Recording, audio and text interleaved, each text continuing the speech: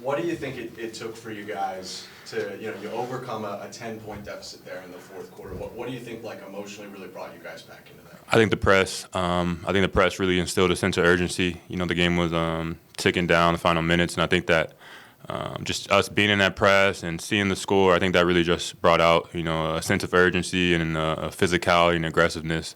And it's hard to play like that, the full game. Of course, we'd like to tap into that more, but I think that the press did a lot for us down the stretch.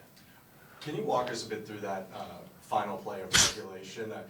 What you saw there on the contact, and then what you had to do after getting on the floor? Yeah, I went up for the ball. I thought I got bumped in the back. I don't think that's incidental contact. I think that the defender behind me closed the space and he hit me. Should have been a foul. It wasn't. So I played on.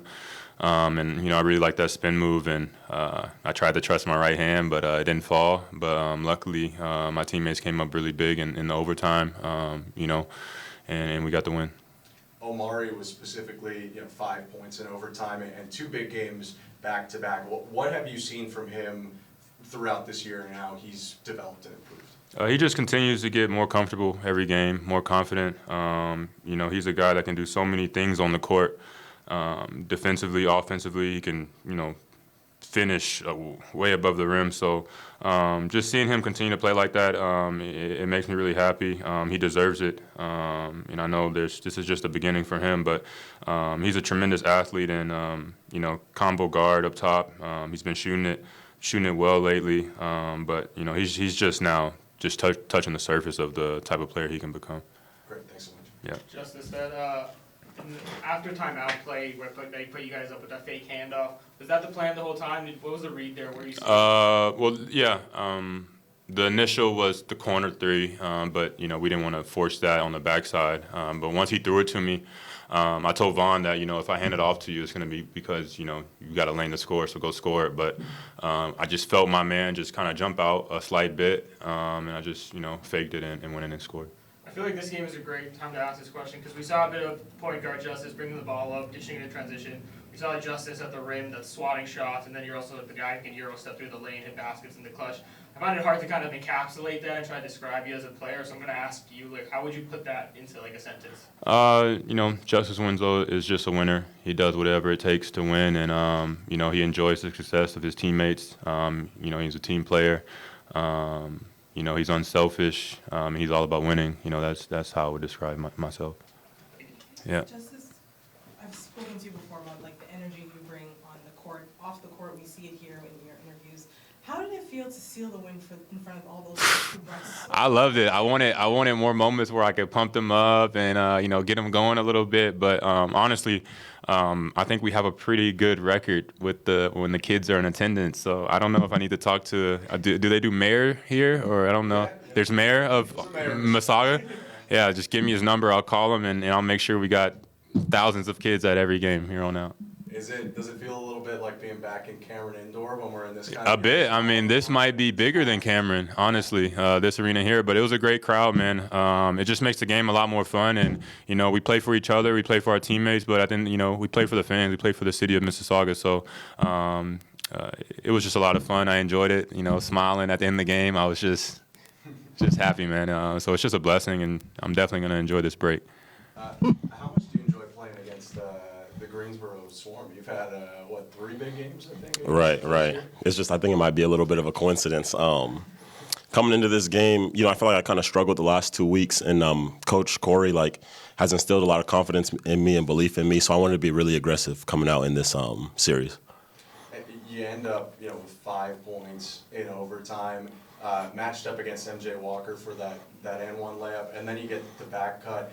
How, Coach Khoury mentioned there were multiple reads on that last play. Did you still think it was coming to you? How likely did you think that it would be that you'd hit this game-winning bucket? To be completely honest, I didn't think it was going to come to me, but Javon set a really good screen, and Moji made a great pass, and it was just how Coach drew it up. That was the first option, and it was open, and we were able to convert on it. For you guys, to get this win before you get a little bit of a layoff and get some guys back, what do you think that does, for the locker room? Coach Khoury has mentioned it. You guys don't want to be losing.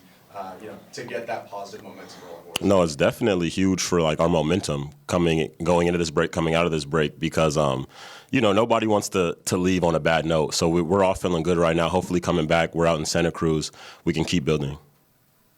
second half that things started really turning a corner for you and like you were really picking up the pace there. Was there something you saw or felt? Like what changed for you in that second half, especially down the stretch? Just giving what they were taking what they were giving me. I'm sorry. I was able to get downhill. They didn't really have too many shot blockers, so we just wanted to keep attacking the paint and figuring it out from there.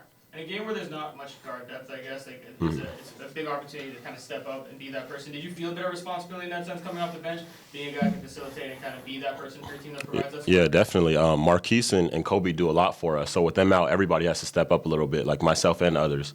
So coming into this game, I knew I would have to continue to be aggressive offensively and defensively. You guys go down 10 at one point in the fourth quarter. I think there's a timeout when you're down 8, and then quick run, get back into it. What do you think really changed there in the back half that got you guys back in the game and put you in position to win? Yeah, I think the first few minutes of the fourth, I'm sure I'm exaggerating, but it felt like we lost about 4 or 5 different 50-50 balls. Every ball that bounced, it went right to them. We weren't physical enough. We weren't nasty enough. And then the guys kind of brought themselves together to say, like, it stops here. We got to get some of these. We did a good job in the first half of limiting their offensive rebounds, and then to start the third and start the fourth, they went small, and they were just crashing from everywhere. We weren't checking out. We weren't hitting, and they were able to pop the ball up, and then we weren't able to secure it even though we were big. We were playing multiple bigs at the same time. So did a better job securing those rebounds, which let us get out and run, which then let us come back into the game. We talked about it a bit before the game, but Omari with another big performance against this Greensboro team. When you go to him on the final play, how much is it the matchup, the play, how well he's doing? Like, what was the thought there to run that play for him? Usually end of game, you want to have multiple reads. And we had Javon setting a great back screen. He's obviously the player they were keying in on the most. So if you can use your best scorers as back screeners, it can create some confusion. So he set the back screen for O, and O's got so much speed and athleticism that we knew if he were to get a step on his guy, he'd be able to get downhill and finish. So Moji made a heck of a pass. He made the right read, and then if it wasn't there, we still had the handoff back to Vaughn. What do you think about Moji's vision? I mean, you don't see a ton of teams. I guess it's more common now, but you're big really make the read there with multiple passing options at the end of the game. Yeah, he's done a great job all season. We've drawn up quite a few ATOs where end of game or regular game where he's going to be a decision maker and read. He's got great height, and if the bigs ever press up on him, he can go right by him. But he makes the right read more often than not. Coach, congratulations. I've never seen this animated on the court, whether it's being demonstrative with the refs or the number of fist bumps you gave once the final shot went in. Did this game mean something more to you given where you are in the season? Yeah, I mean, it's a lot of losing, like a real lot of losing. And, I try and do my best of like put the losses aside and kind of grow forwards from there. But when you lose, you think about it until the next game. And we don't have a game for like a week or so. I didn't really want to have to be thinking about it for over a week at this stretch. So very happy there's still a ton to learn from. The ball could have bounced the other way, we lose the game. So still a lot to learn from it, but it makes the week off a little more enjoyable.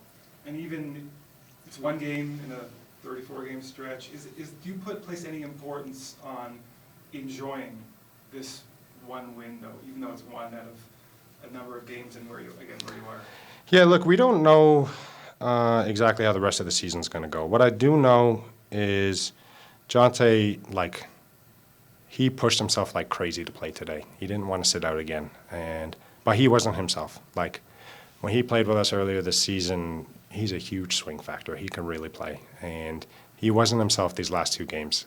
But if he's going to spend more time with us, depending on what goes on in Raptors land, our season's not over. Like pre-showcase, showcase, and coming out of showcase, when he played, we looked like a different team. And if we have him for an extended stretch, I'm not saying he's the savior or anything like that, but it takes us from a team that is undersized most nights to having the size advantage as well as the skill advantage. So we can go on a nice little run here, and that's why this game was so important. I would have liked to get both for sure, but this game was important. We regroup, we all get healthy, and then we come out of the break and like gangbusters. Coach, something you've spoken about in the past is closing quarters and the importance in closing quarters. How can this team take the first steps to becoming more consistent in doing so? Yeah, the end of the first half was really poor. Up 4, should have been going up at least 4, if not more. We had 2 opportunities to score, and then We get the offensive rebound, 6 seconds left, and we confuse the shot clock for the game clock. And we think that the clock's running out, and we take a quick heave, and they come down and take a running three, and you know how it is in this league, like they make those shots for whatever reason. So yeah, it's a couple times now where we have a double-digit lead or pretty close to a double-digit lead going into half, and then all of a sudden it's trimmed right away. So we just have to be more solid. It's kind of a microcosm for the rest of the game, but all 48 minutes we have to be solid. And with the rules of overtime obviously being different than that of the NBA, what kind of approach do you want your guys to take? Is it go for the kill quickly, or let it come to you and play solid defense and take what you get? No, I don't think you have time to let it come to you. It's almost, it kind of feels like college football where you just take turns trying to score and you have to match the opponent. So it's really important you know the score differential at all times and know what the target score is. I don't think, unless I missed it, they didn't show it up on the board anywhere that we had to get to 102 unless it was in a spot I couldn't see. So like we're constantly reminding the guys how many points away we are, what shot we need, the and one by Omari to make it 3 scores, because otherwise you're going to have to get 4 twos, but to be able to just get 3 scores is big.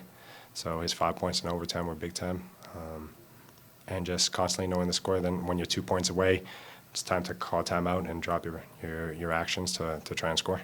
How much did the crowd play into it tonight? Obviously, pretty young, very excited, electric crowd. They're trying to provide an assist out there, and I saw you even trying to pump them up. How much do you think that helped you guys down the stretch there? Oh, they were awesome. When Jay-Sean hit that 3 near the end of regulation, thought the roof was going to blow off. Like, it was so loud. They're a great crowd. I think the funniest point was they were shooting free throws down the stretch, and they actually gave the point to us, and the crowd went wild. So it's those kids are great. I wish we had every game like that.